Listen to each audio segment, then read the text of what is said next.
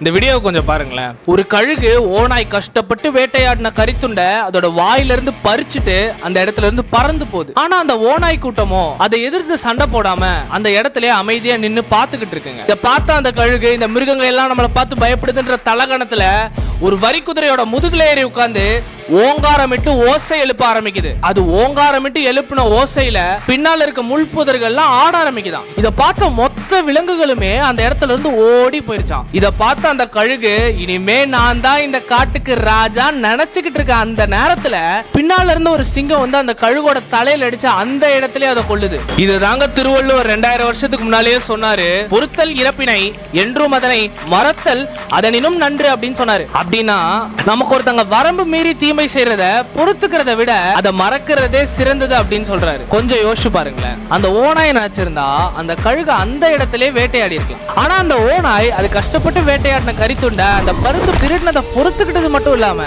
ஆனா அதோட கூட்டத்தை சிங்கத்துக்கிட்ட இருந்து காப்பாத்துறதுக்காக அந்த கழுகு பண்ணதை அப்படியே மறந்து அந்த இடத்துல இருந்து ஓடி போச்சு. என் பிரேமலதா விஜயகாந்த் அவர்கள் விஜய் அவர்கள் கட்சி ஆரம்பிக்கிறது தெரிஞ்ச உடனேவே மேடை ஏறி you are just a lollipop eating small boy ன்னு சொன்னாங்க. ஆனா நம்ம விஜயனா அதை பத்தி கொஞ்சம் கூட யோசிக்காம முதல்வர் ஆனதுக்கு அப்புறமும் சட்டசபையில எழுந்து நின்று அவர்களுக்கு கொடுக்க வேண்டிய தக்க மரியாதையை கொடுத்தாரு. இந்த மாதிரி உங்க வாழ்க்கையில நடந்துட்டு இருந்தது அப்படின்னா இந்த ரீல உங்க ஃப்ரெண்டுக்கு ஷேர் பண்ணிட்டு பொறுப்பதை விட மறப்பதே சிறந்ததுன்னு கமெண்ட் பண்ணிட்டு என்ன ஃபாலோ பண்ணிக்கோங்க. இன்னும் சுவாரஸ்யமான கதைகள்லாம் ஆன் த வேல இருக்கு.